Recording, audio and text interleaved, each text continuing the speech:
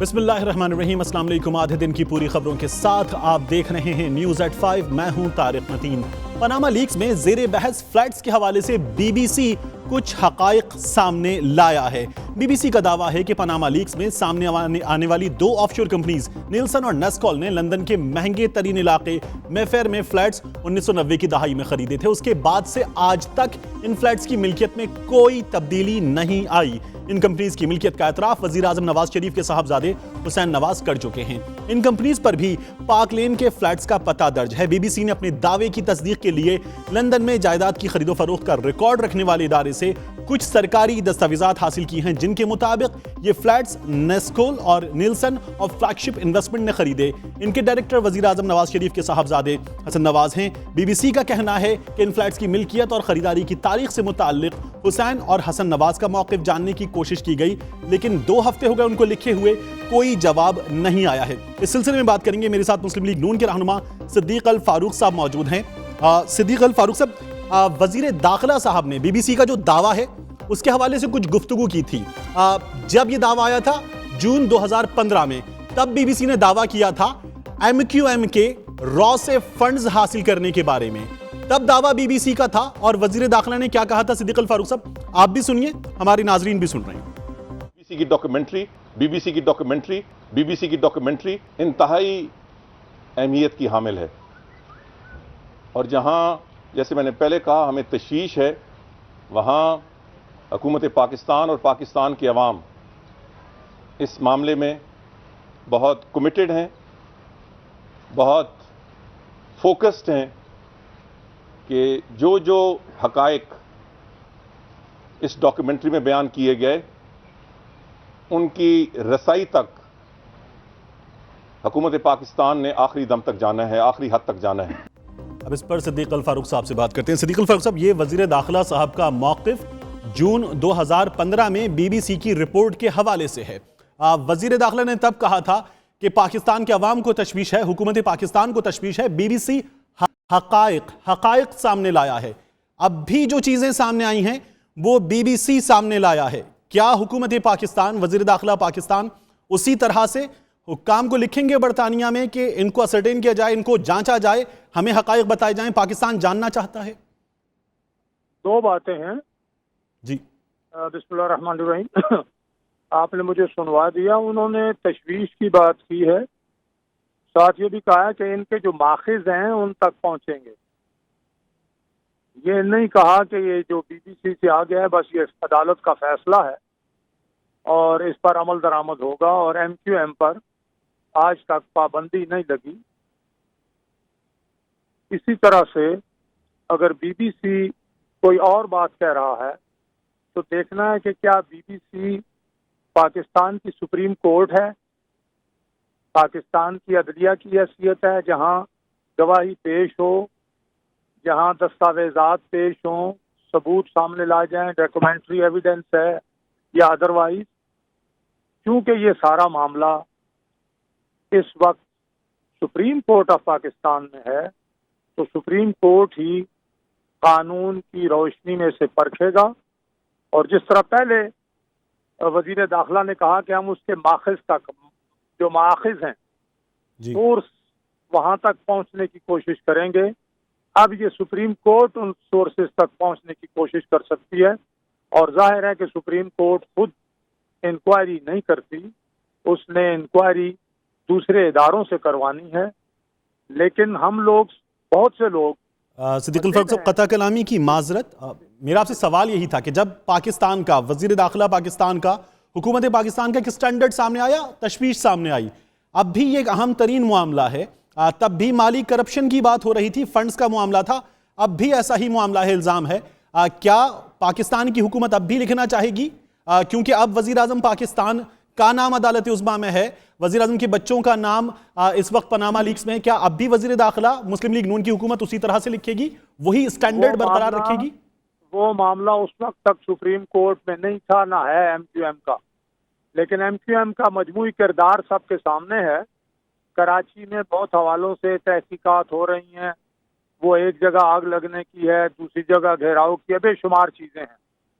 ये मामला अब सुप्रीम कोर्ट में है। ठीक सिद्दीकुल फारूक साहब, बिल्कुल बिल्कुल दुरुस्त। मेरी बात सुन मेरा रहे हैं सवाल ना? एमक्यूएम पर नहीं था। आप मेरा सवाल सवाल एमक्यूएम पर में- नहीं था। मेरा सवाल ये था कि क्या अब हम उसी स्टैंडर्ड को देखेंगे? ये सवाल अब सुप्रीम कोर्ट कहेगा। अगर उकसा है, सुप्रीम कोर्ट कहेगा, चाहे वो वजारत दाखिला को कहे, नैब को कहे या FIA को कहे। ये सुप्रीम कोर्ट की सवाबदीद है, उससे बाहर नहीं है। तो मामला अलग था, ये मामला सुप्रीम कोर्ट के फोरम पर ठीक, है। बहुत शुक्रिया जनाब सिद्दीकुल फारूक साहब। आपका ये कहना है कि अब मामला चूंकि अदालत उज़्मा में है और अदालत उज़्मा अगर इस बारे में कहेगी तो फिर जो अदालत उज़्मा का हुक्म होगा उसके मुताबिक पाकिस्तान की हुकूमत अमल करेगी और इस मामले पर उसी तरह से जिस तरह से जून 2015 में MQM के मामले पर लिखा गया था बरतानवी हुकाम को, वजीर दाखिला ने तशवीश जाहिर की थी, उसी तरह से लिखा जाएगा। वजीर दाखिला ने क्या कहा था एक बार फिर हम आपको सुनवाते हैं। बीबीसी की डॉक्यूमेंट्री इंतहाई अहमियत की हामिल है। और जहां जैसे मैंने पहले कहा हमें तशवीश है, वहां हुकूमत पाकिस्तान और पाकिस्तान की अवाम इस मामले में बहुत कमिटेड हैं, बहुत फोकस्ड हैं कि जो जो हकायक इस डॉक्यूमेंट्री में बयान किए गए उनकी रसाई तक हुकूमत पाकिस्तान ने आखिरी दम तक जाना है, आखिरी हद तक जाना है। कमिटमेंट और फोकस का सवाल अब भी है, लेकिन सिद्दीकुल फारूक साहब का जवाब आपने अभी सुना। वो ये कहते हैं कि अगर अदालत उज़्मा इस सिलसिले में कहेगी तो बरतानवी हुकाम को लिखा जाएगा, मालूम किया जाएगा। एक ब्रेक लेंगे, ब्रेक के बाद पंजाब में छोटे मंसूबों में बड़ी करप्शन की बात करेंगे।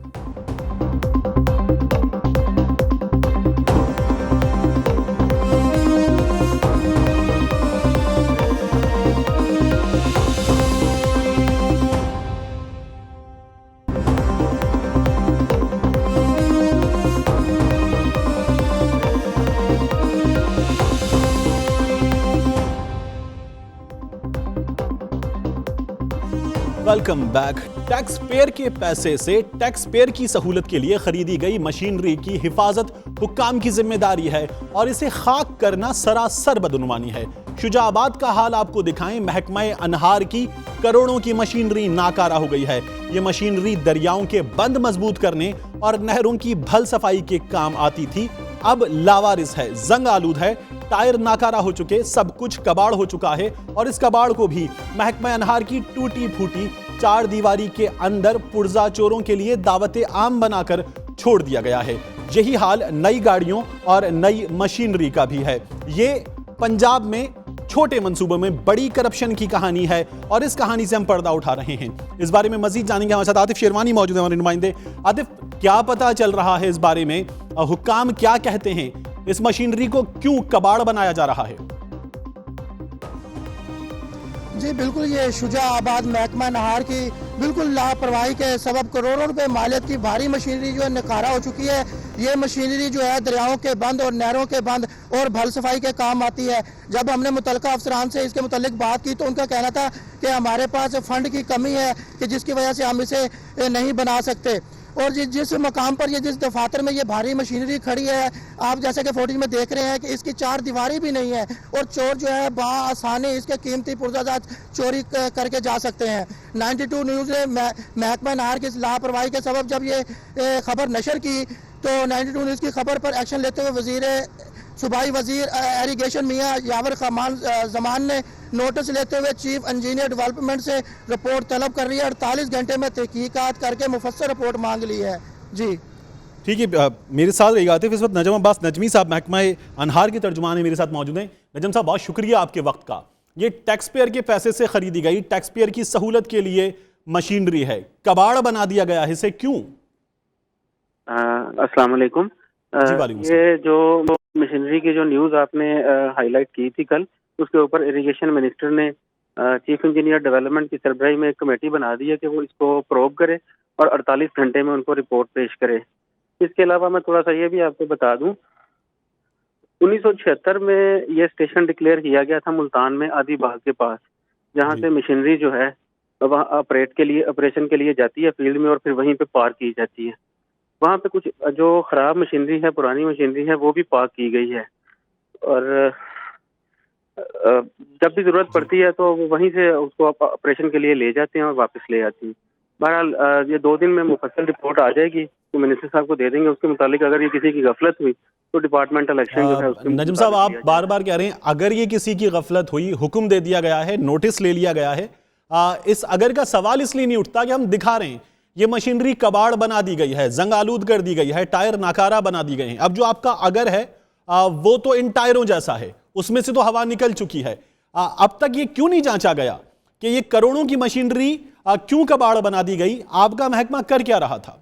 मैं गुजारिश करता हूँ इसमें जो वो चूंकि स्टेशन है ना, वहाँ पे पुरानी जो मशीनरी है वो भी पार्क की गई है। कुछ ऐसी मशीनरी है जिसने 30 से 35 साल जो है ना वो सर्व किया है। अब वो जो पुरानी हो गई है उसके लिए नीलामी वक्तन फवक्तन अब इरिगेशन ने इनिशिएट की है, डिपार्टमेंट ने। जो मशीनें नीलाम हो गई वो तो ठीक है, जो नहीं हुई मतलब उनका प्रॉपर रेट नहीं मिला या किसी ने उनको नहीं टेकअप किया, वो वहाँ पे पार्क आपका ये मौक़िफ़ सामने आ गया। यहाँ दीवार टूटी हुई है, इस पुरानी मशीनरी को जिसकी मालियत अब भी करोड़ों में होगी, इसको कोई चोरी कर ले, इसके पुर्जे चोरी कर ले, इस बात का भी कोई इंतजाम नहीं किया गया है। यहाँ नई गाड़ियां भी इस वक्त मिट्टी हो रही हैं, इस बारे में क्या फरमाइएगा? जी, जहां तक दीवार की बात है इसके मुतालिक तो मैं डिपार्टमेंटल जो रिपोर्ट आएगी उसमें हम रिक्वेस्ट करेंगे अथॉरिटी से कि इस पे कोई एक्शन लें या जो भी वो अपनी प्रोसीजर को फॉलो करेंगे। और जहां तक ये बात है कि ये मशीनरी नई, उसकी हिफाजत के लिए वहाँ पे सिक्योरिटी गार्ड्स मौजूद हैं, वो मुसलसल उसकी मॉनिटरिंग करते हैं और प्रोसीजर के तहत ही वो मशीनरी वहाँ से फील्ड में जाती है और फिर वहीं पे पार्किंग स्टेशन में आके वहाँ पे पार्क होती है। आप ये भी फरमाइए ना नजम साहब, जब आप कह रहे हैं कि हम गार्ड्स मौजूद हैं, इसका नोटिस ले लिया गया है, तो यहाँ टीम मौजूद है आपकी, आपके ऑफिशियल्स मौजूद हैं, ये सब कुछ हो कैसे रहा था? अब तक इस मामले को सामने आने के बाद किया क्या गया है? कोई जिम्मेदार इस सिलसिले में ठहराया गया है? कोई मौतली हुई है? कोई कार्रवाई हुई है? वो उसमें रिपोर्ट चीफ इंजीनियर की, सीनियर ऑफिसर होता है इरिगेशन डिपार्टमेंट का चीफ इंजीनियर, उनको ये टास्क दिया गया है कि वो 48 घंटे में इस पे जो है ना अपनी रिपोर्ट सबमिट करें। तो वो जो भी उसमें वो जिम्मेदारान उनमें वो ठहराए जाएंगे, उनके खिलाफ डिपार्टमेंटल एक्शन तो होगा। ठीक है आतिफ, मुझे ये बताइए, अब नजम साहब की गुफ्तगू हमारे नाज़रीन ने सुनी, ये जितना बुरा हाल बता रहे हैं नजम साहब कि ये मशीनरी तो बिल्कुल नाकारा थी ही किसी काम की नहीं, इसलिए हमने एवं ही डाल दी, ये इतनी ही बेकार थी? जी, इनका ये बताना था कि ये मशीनरी को बनवाया जा सकता था, हमारे पास फंड की कमी थी। ये मशीनरी खड़ी इस तरह इस कदर बुरी तरह ये जंग आलूदा हो चुकी है कि ये बिल्कुल नकारा हो चुकी है। इसको इस तरह कंडम किया जा रहा है ताकि इसकी नीलामी जब हो तो ये कोड़ियों के भाव बिक सके। ये फंड ना होने की वजह से इसको जो है इसकी दुरुस्ती, इसकी मशीनरी को नहीं बनवाया गया। इनका कहना था ये मुख्तलिफ शहरों से ये मशीनरियाँ जो खराब होती हैं वो इस मकाम पर आती हैं। काबिल इस्तेमाल नई गाड़ियाँ, नई मशीनरी, उसकी हिफाजत का जो बंदोबस्त है जिसके बारे में नजम साहब कह रहे हैं वो है, उसके बारे में भी बताइए। बिल्कुल, जो इन्होंने महकमे से नई मशीनरियाँ हुकूमत से, गवर्नमेंट से ली हैं, वो मशीनरियाँ भी इन कंडम मशीनों के दरमियान में खड़ी हुई हैं, जैसा कि फुटेज में दिखाया जा चुका है। आप देख सकते हैं कि जो नई मशीनरी है वो भी पुरानी या कंडम मशीनें खड़ी हैं, उनके दरमियान में लाके खड़ा कर दिया और उनके ऊपर मनोमन मिट्टी चढ़ी हुई है। ठीक, और आदिफ, यहाँ जो हुक्काम हैं, लोकल हुक्काम, इनके बारे में नजम साहब कह रहे हैं नोटिस ले लिया, इनकी इंक्वायरी हो रही है। इन लोकल हुक्काम से आपने राब्ता किया और वो लोकल हुक्काम, मकामी हुक्काम क्या कहते हैं, क्यों ये सब कुछ हो रहा था? जी बिल्कुल, हमने मुतलका एसडीओ से, महकमा नाहर से हमने बात की है, फ़ोन पे बात करने की कोशिश की तो उन्होंने अपना मौका बयान दिया। उन्होंने कहा जी इसके ऊपर हमारी कोई जिम्मेदारी नहीं है, इरिगेशन जो ऑफिसर है वही इसका नोटिस ले सकते हैं, वही इन मशीनरी के जिम्मेदार हैं। ठीक, आतिफ शेरवानी, बहुत शुक्रिया आपका, आपने अपडेट किया इस तमाम सूरत हाल से। अब बात करें रहीम यार खान में करप्शन के एक कारनामे की। रहीम यार खान में नहर को पक्का करने के मंसूबे में पक्की करप्शन और कच्ची ईंटें सामने आ रही हैं। मंसूबे में नाकिस पत्थर, तीसरे दर्जे की ईंट और नाकिस मटेरियल इस्तेमाल किया जा रहा है। मंसूबे में जारी करप्शन पर महकमा अनहार और नेस्पाक ने आंखें बंद कर रखी हैं। 95 करोड़ का यह मंसूबा है और 3 सेक्शंस पर नहर को पक्का किया जाना है। 92 न्यूज की टीम काम वाली जगह पर पहुंची तो ये देखा कि नाकिस पत्थर डालकर बेस बनाई जा रही है और यही नहीं, यहां पर मतलूबा मिकदार नहीं इस्तेमाल की जा रही और ना ही इस जगह को कंप्रेस किया जा रहा है जो एक जरूरत है। ईंट दर्जा अव्वल के पैसे चार्ज हो रहे हैं और तीसरे दर्जे की खोखली ईंट यहां पर इस्तेमाल हो रही है। तमाम मटेरियल में चोरी हो रही है। और यहां पर आपको यह भी बताएं कि तरक्याती काम पर नेस्पाक की कंसल्टेंसी मौजूद है। तरक्याती काम में जारी करप्शन पर महकमा अनहार और नेस्पाक दोनों ने आंखें बंद की हुई हैं। इस मामले पर हम बात करेंगे, हमारे नुमाइंदे आसिम सिद्दीक हमारे साथ मौजूद होंगे और हम अपने इस नुमाइंदे के साथ साथ मुताल्लिका हुक्काम से भी बात करेंगे, लेकिन इस ब्रेक के बाद।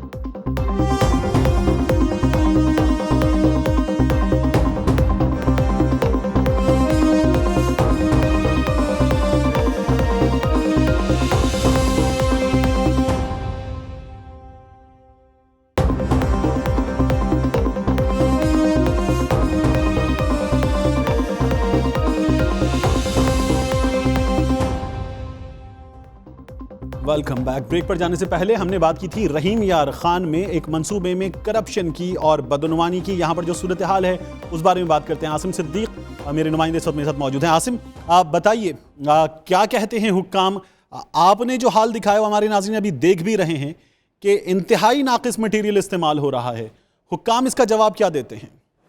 देखिए, 95 करोड़ रुपए का मंसूबा है तारिक। उस 95 करोड़ के मंसूबे में नहर के किनारे के पुश्ते जो हैं वो पक्के करने थे, मगर उसके 95 करोड़ का मंसूबा जो है वो करप्शन की बुनियाद पर रखा गया है।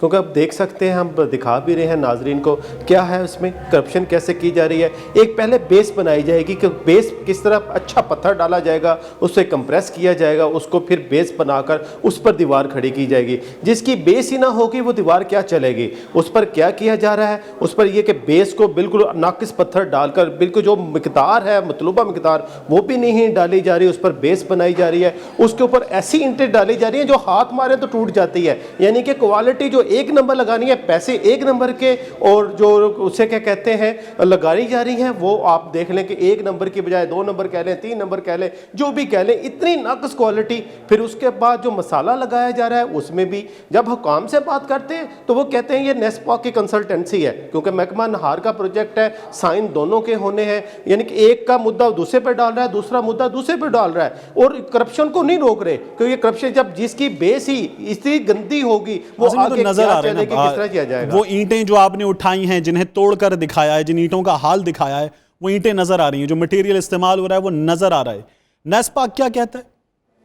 देखिए, नेस्पाक से हमने रब्ता किया है तो नेस्पाक की हम बात करें कि रहीम यार खान में ये जो हम देख रहे हैं कि बेशतर मनसूबे में वो आता है। पहले इससे पहले भी एक मनसूबा नेस्पाक ने ही कंसल्टेंसी की थी, उसकी रहीम यार खान में 3.25 अरब रुपए का मेगा सीवर सिस्टम आया था। अब कंडीशन ये है कि मेगा सीवर सिस्टम बिल्कुल बैठ गया है और नेस्पाक के जो कंसल्टेंट थे उनके खिलाफ केस किया हुआ है एंटी करप्शन में। और इसमें भी नेस्पाक जो है वो इंतहाई खामोश अदारा बना हुआ है कि उसकी कंसल्टेंसी है, वो पैसे भी ले रहा है मगर जो करप्शन है उसको नहीं रोकी जा रही। उसमें क्या मटेरियल इस्तेमाल हो रहा है उसने वो देखना है, उसका डिजाइन करना है, किस तरह किया जा रहा है। हम जिस जगह पूरी नहर में घूमे हमें कोई कंसल्टेंट नहीं मिला, हमें महकमा अनहार का कोई ऐसा अफराद नहीं मिला जो हमें बताए कि ये इसको प्रोजेक्ट को देख रहा है। कोई एसटीओ नहीं मिला, हमें कोई एससी नहीं मिला। जब हम उनसे राब्ते करने की कोशिश की तो एसटीओ साहब फरमाते हैं कि भाई ये हम ठीक है, हम देख रहे हैं, हम कर रहे हैं, हम ये कर रहे हैं, मुझे 15 दिन हुए हैं ज्वाइनिंग के। यानी कि लेतो लाल से काम किया जा रहा है, करप्शन को नहीं रोका जा रहा है। जिसकी बेस 95 करोड़ के मंसूबे की बेस इतनी कमजोर है तो आगे क्या बनेगा, दीवार क्या बनेगी और दीवार कैसे ठहरेगी जिसने पानी को रोकना है। आज़म, कितना बड़ा मंसूबा है, कितना एरिया जो ये कवर कर रहा है? ये 95 करोड़ रुपए का मंसूबा है, 3 सेक्शन में बनना है ये 95 करोड़ का मंसूबा, जिसे बल्हार डिस्ट्रीब्यूटिव है, जिसपे एक है आबादपुर सेक्शन, एक अहमदपुर लम्हा सेक्शन, एक बल्हार सेक्शन। ये 3 सेक्शन पे ये है और पूरी नहर को इसको इन्होंने करना है, उसको अप्रैल तक मुकम्मल भी करना है क्योंकि नहर अब बंद है। अप्रैल तक जितना काम मुकम्मल हुआ वो मुकम्मल किया जाएगा, उसके बाद फिर इंतजार करना पड़ेगा। और उसकी प्रोग्रेस की कंडीशन ये है कि प्रोग्रेस तो दिखाई नहीं जा रही, सिर्फ ये किया जा रहा है कि खातों में कुछ दिखा के ताकि बिल पास किया जाए, अपनी जेब में डाला जाए, जो कमीशन है वो जेब में रखा जाए। निगाहों के सामने वो इंतहाई नाक़िस है। आसिम सिद्दीक, बहुत शुक्रिया इन तमाम तर अपडेट्स के लिए आपका। रहीम यार खान का ये मंसूबा आपको बता रहे थे। हुन बरस रहा है हुक्काम के लिए। कराची में आसमान से पानी बरस रहा है और आसमान से बरसते पानी से हुक्काम पानी पानी नहीं हुए हैं। शहर अक्सर मकामात पर डूब गया है। शहरी गाड़ियों को धक्का लगाते नजर आ रहे हैं। मुख्तलिफ हुक्काम ने शहर के मुख्तलिफ इलाकों का दौरा किया है, जो ताज़ा तरीन इत्तलात आप 92 न्यूज़ पर इस वक्त देख भी रहे होंगे। वज़ीर आला सिंध लियारी जनरल अस्पताल पहुंचे हैं। इसके अलावा ये भी खबरें आ रही हैं कि KESC ये कहती है, के इलेक्ट्रिक ये कहती है कि उनके 150 से ज़ायद फीडर्स ट्रिप कर गए हैं, 90 से ज़ायद केबल फॉल्ट्स हैं। शहर के मुख्तलिफ इलाकों में इस वक्त बिजली गायब है। जुमे की रात से ये बिजली गायब है। ट्रैफिक पुलिस की कारकर्दगी हर बार की तरह है, अहलकार गायब हैं। आज शहर में बिजली, हमने आपको बताया, कई मकामात पर गायब है। इंतहाई दुश्वार सूरत हाल है जिससे इस वक्त शहरी दो चार हैं। मोहम्मद सलमान इस वक्त मेरे साथ मौजूद हैं, उनसे इस बारे में ताज़ा तरीन हाल जानेंगे। सलमान, मुख्तलिफ चीज़ें और सब की सब इस वक्त बड़ी बुरी नजर आ रही हैं, हाल क्या है कराची का इस वक्त? तारे कि ये मौसम जो है वो कराची वालों को बहुत दुआओं के बाद मिलता है कि गुज़िश्ता रोज़ से जो बारिश का सिलसिला शुरू हुआ वो शहरियों के लिए जो है वो किसी भी खुशी से कम नहीं था। लेकिन ये मौसम जो है जब ये रहमत बरसी तो ये जहमत बन गई। उसकी सबसे बड़ी वजह थी कि जो इंतज़ामिया है, जो हुक्मरान तबका है, वो सिर्फ बारिश में ही नज़र आता है और बारिश में भी इस तरह नज़र आता है कि अपने अपने इदारों में जो है वो जो सिंध हुकूमत के मातहत इदारे हैं वो वज़ीर आला सिंध के पीछे चलते हैं और जो सिटी गवर्नमेंट के इदारे हैं वो मेयर कराची के पीछे चलते हैं। और जो जिस जगह विजिट करता है मेयर कराची, अगर नीपा चौरंगी पहुंचते हैं तो सारा अमला वहां पर नजर आता है और वजीर आला सिंध अगर लियारी पहुंचते हैं तो सारा अमला वहां पर पहुंच जाता है। ये सूरत हाल है, कोऑर्डिनेशन की कमी है, दोनों अलग अलग जो है वो शहर का विजिट कर रहे हैं। ट्रैफिक पुलिस की कारकर्दगी क्या है? जी तारिक, ट्रैफिक पुलिस जो है वो आम तौर पर ही मसाइल का शिकार रहते हैं शहरी ट्रैफिक के हवाले से। तो बारिश के बाद मेरे साथ रहिएगा मुस्तफा कमाल साहब, साबिक नाज़िम इस शहर का इंतजाम पहले चलाते थे, अब जिस अंदाज में चल रहा है उस पर उनकी राय लेंगे। मुस्तफा कमाल साहब, बहुत शुक्रिया आपके वक्त का। इस वक्त कराची का जो हाल है, फरमाइए ये क्यों है, किसकी नाकामी है? सीवरेज के मसाइल हैं, पानी खड़े होने के मसाइल हैं, निकासी के मसाइल हैं, बिजली के मसाइल हैं, उसके बाद ट्रैफिक पुलिस भी सड़कों से गायब है, शहरी मुश्किलात से दो चार हैं। कराची की ओनरशिप कोई नहीं है। जिन लोगों को कराची वालों ने अपना मैंडेट दे रखा है, जिनकी तो चौकीदारी दी है अपने शहर की, वही जो है वो पार्टनर्स इन क्राइम बन गए हैं, वही चोरों मिल गए हैं। प्रोविंशियल गवर्नमेंट को अख्तियारात का रोना रोया जाता है, वो आज नहीं गए हैं। वो इन्हीं की जो आज लोग हैं उनकी मिनिस्ट्रीज में, उनकी हुकूमतों के दौरान जब वो पार्ट ऑफ हुकूमत थे उस तक गए ना। द इशूज की जी, ये जो बारिशों का मसला है, ये बारिश वाले दिन इस मसले का हल नहीं होता। साल भर नालों की सफाई होती है, साल भर कचरा उठ रहा होता है, और फिर जब ये बारिश की इतना मिलती तो वहां पर करते थे। मुस्तफा कमाल साहब, ये फरमाइए, मैं आपकी बात काट रहा हूं, लेकिन ये जो हर बार कहा जाता है कि बारिश तवक्को से ज्यादा हो गई है, रेन इमरजेंसी नाफिज कर दी है, सूरत हाल काबू में कर रहे हैं, ये तवक्को से ज्यादा बारिश कराची में जो मैक्सिमम 33, 34, 35 मिलीमीटर तक होती है, ये तवक्को से ज्यादा बारिश क्या है कराची में? नहीं, मैं समझता हूँ कि action speaks louder than word. बहुत बिल्कुल जो ये नेशनल क्लैमिटी है, जब ये आती है तबाही बर्बादी, तो उसका तो दुनिया के बड़े बड़े मुल्कों में भी मुकाबला नहीं किया जा सकता। लेकिन ये नेशनल क्लैमिटी नहीं है, नॉर्मल रूटीन की चीज है, और एक्शन शहर पे कोई नजर नहीं आया। कल मैं पूरा शहर मैंने देखा है।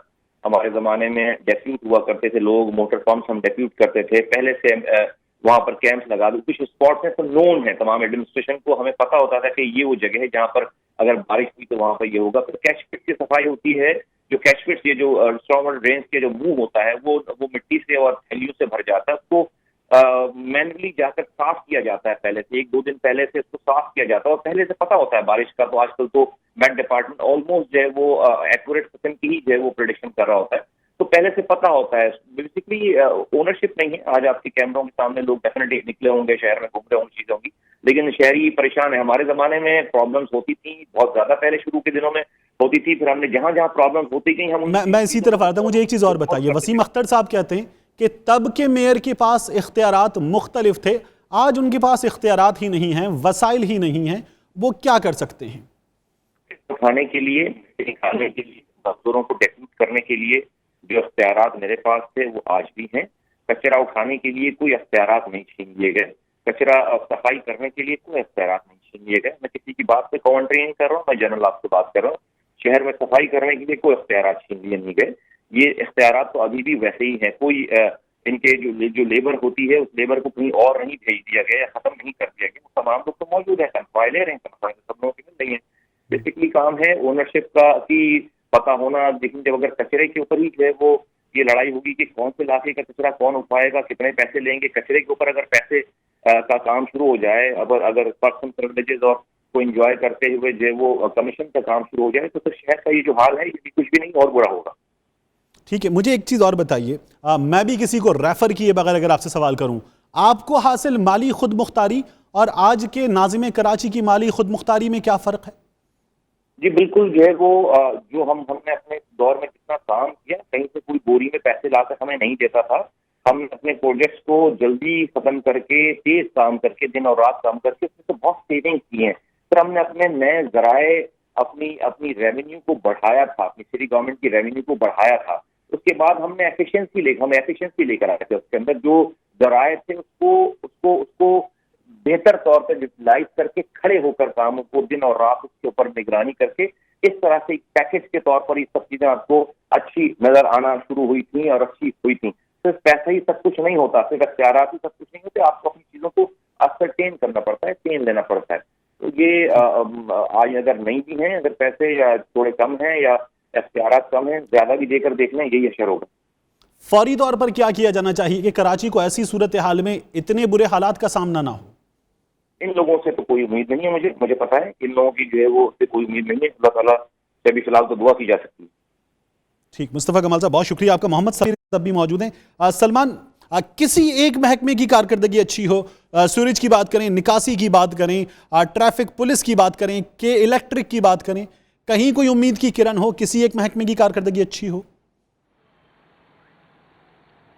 तारिक, देखें जो हुकूमती महकमे हैं उनकी कारकर्दगी तो ढकी छुपी है ही नहीं। पैकेजेस भी बन गए, मीडिया पर सब कुछ दिखा भी दिया गया, लेकिन जो एक्शन होता है वो नज़र नहीं आता। कहते हैं इख्तियारात नहीं है, एक कहते हैं कि मेगा प्रोजेक्ट्स बन रहे हैं जिसकी ऐसे कुछ दुश्वारी है। अब अगर बात की जाए के इलेक्ट्रिक की, तो के इलेक्ट्रिक वो इदारा है कि अगर किसी शहरी का एक माह बिल ना भर सके वो, तो उसके घर पर जो है वो नोटिस आ जाता है कि आपकी लाइट काट दी जाएगी। इसकी कारकर्दगी ये है कि बहुत से इलाके ऐसे हैं जहां पर गुज़िश्ता 24 घंटे से बिजली की फरहमी जो है वो अब तक शुरू नहीं हुई है। 150 फीडर्स अभी भी ट्रिप हैं, जो कि बारिश शुरू होने के बाद 300 फीडर ट्रिप हुए थे और अब तक 150 जो है वो बहाल नहीं किए जा सके, जबकि 90 के कौन करीब सी जो है वो सड़कें शहर की ऐसी हैं जहां सबसे बुरा हाल है, जहां गाड़ियां अब भी डूबी हुई हैं?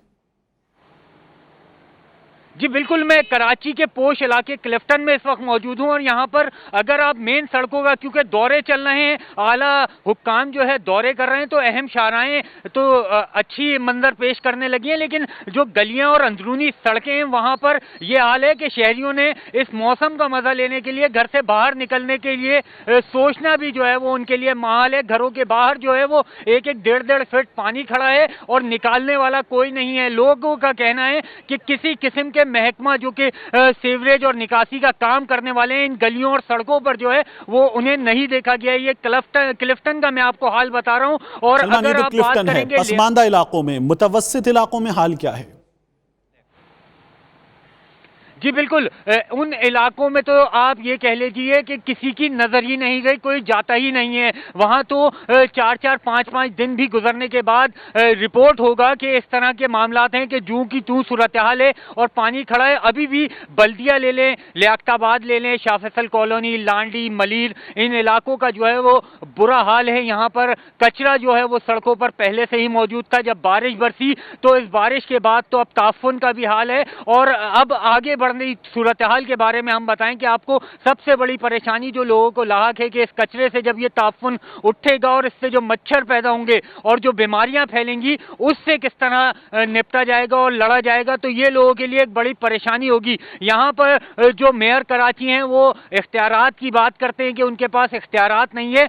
मामला ये है कि यहाँ पर एक बच्चे को उसके वालिदैन जो है वो जिद किए बगैर जो है वो एक टॉफी नहीं दिलाते, तो इख्तियारात तो जो है वो लेने से मिलेंगे। मुझे एक बात और बताइए, 90 से ज्यादा केबल फॉल्ट्स, 150 से ज्यादा फीडर ट्रिप इस वक्त हैं। कल रात से अब तक 200 से ज्यादा फीडर ट्रिप कर गए थे। के इलेक्ट्रिक दावा तो करती है, ट्विटर पर उनके तर्जुमान बताते तो हैं कि हालात बेहतर करने की कोशिश कर रहे हैं, टीम्स फील्ड में काम कर रही हैं। ये टीम्स फील्ड में काम कर भी रही हैं? जी तारिक, मामला ये है कि वो अपने इदारे की तर्जुमानी ज़रूर कर रहे हैं, लेकिन यहाँ जो लोगों का हाल है कि जब सर्दी है और बारिश का मौसम है, जैसे ही बारिश की बूंदें बरसी हैं तो ये फौरी तौर पर जो है वो 300 फीडर ट्रिप्स कर गए। आधे से ज़्यादा शहर जो है उसकी बिजली मुनक़ता हो गई और उसके बाद जो है वो अब सूरत हाल ये है कि अब तक 24 घंटे से ज़ायद का वक्त गुजरने के बाद दावे ये किए जा रहे हैं कि बेहतरी ला रहे हैं, काम जारी है। तो से ये जो है वो के इलेक्ट्रिक हुकाम से जो है वो शहरी ये सवाल करते हैं कि जो बढ़ाकर एक्स्ट्रा चार्जेस लगाकर बिल लिए जाते हैं वो बिल किस मद में लिए जाते हैं? वो इसीलिए होते हैं कि मौसम गर्मा की बारिश हो या मौसम सरमा की बारिश हो, हाल यही होता है। हमने जब मौसम गर्मा में बारिश हुई तो भी लोगों का यही बुरा हाल था, अब तो सर्द मौसम है तो इसमें भी यही सूरत हाल है कि बेहतरी के सिर्फ दावे हैं, अच्छाई कोई नजर नहीं आती। बल्कि ये कहना गलत नहीं होगा कि पूरी तरह के इलेक्ट्रिक के जो अमला है और हुकाम है वो भी शहरियों को बिजली फराहम बहुत शुक्रिया अहम तरीन अपडेट्स आपने हमारे नाज़रीन तक पहुंचाए। शहर क़ायद की सूरत हाल बारिश में जो है इस वक्त वो आपने पहुंचाई हम तक।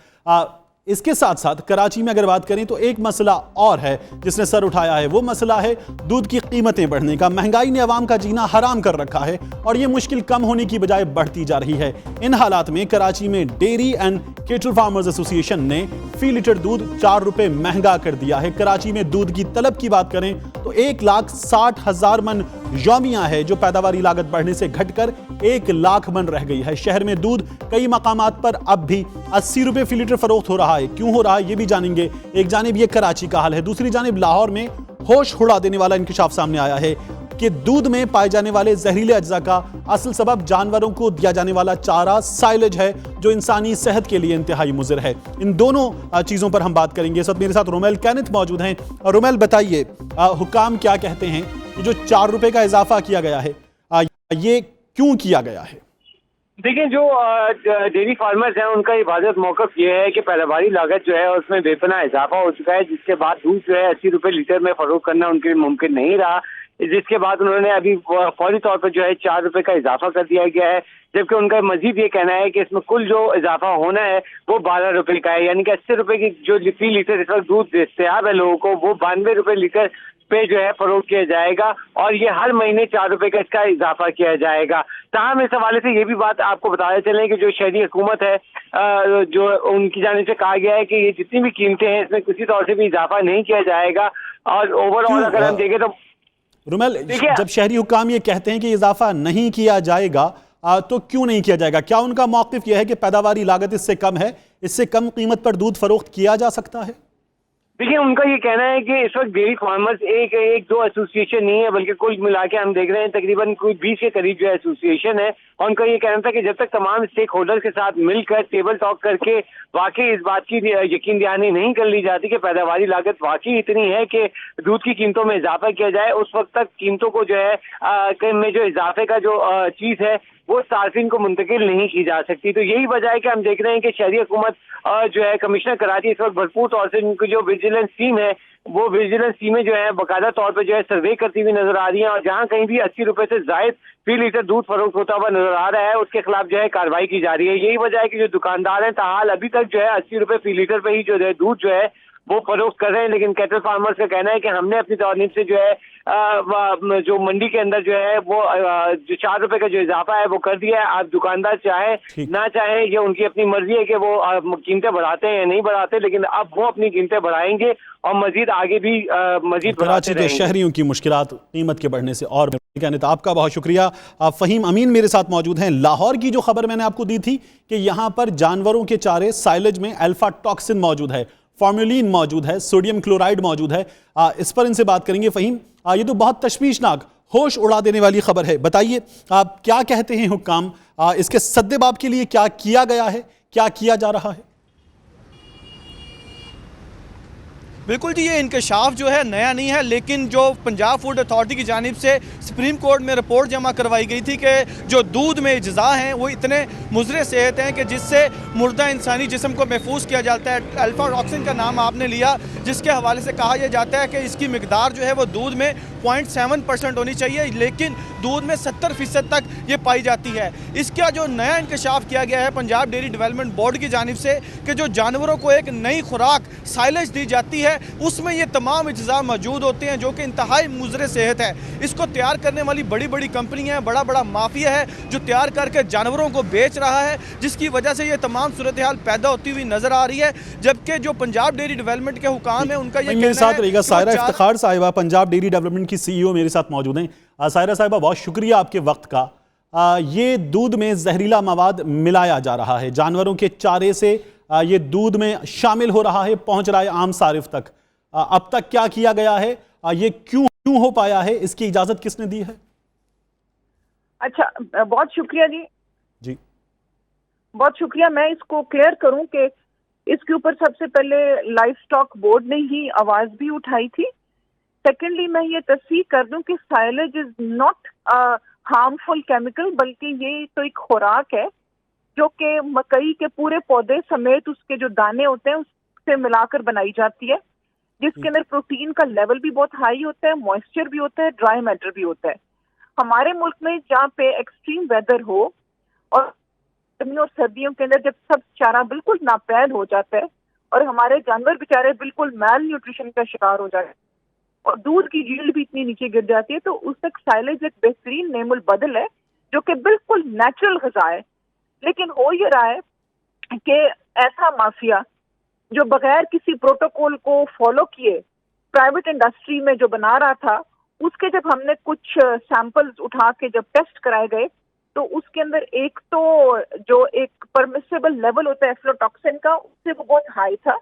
The permissible level is not more than 0.3 ppm और जो हमने सैंपल्स जो इकट्ठे किए इधर उधर से उसमें वो 50-60% तक था, जो कि बिल्कुल भी सेहत के लिए ठीक नहीं है। और सेकेंडली वो फफूंदी होती है जब साइलेज खराब हो जाए। ये सब कुछ तो हो रहा है, अब तक किया गया है ऐसे अफराद के खिलाफ, ऐसी कंपनीज के खिलाफ? अच्छा जी, मैं आपको बताती हूँ। एक तो ये कि जिस कंपनी को हमने देखा था उसका तो पूरे का पूरा हमने माल जाके जला दिया था, अपनी सरपरस्ती में जलवाया। सेकेंडली क्योंकि ये बिल्कुल एक नई फीड की कैटेगरी है जो कि पूरी दुनिया में इस्तेमाल हो रही है, लेकिन पाकिस्तान में उसका जो आप कह लें कि एक कमर्शियल सतह पे जो उसका इंट्रोडक्शन है वो रिलेटिवली लेट हुआ। मैं वक्त की कमी के वजह यहाँ आपको रोक रहा हूँ, लेकिन अवाम की जो है सेहत की हिफाजत है उसकी जिम्मेदारी आप लोगों पर आयद होती है और ये बहुत ज़रूरी काम है। आज के न्यूज़ एट 5 से तारिक मतीन आपसे इजाज़त चाहता है। पीर को हाजिर होंगे आधे दिन की पूरी खबरों के साथ।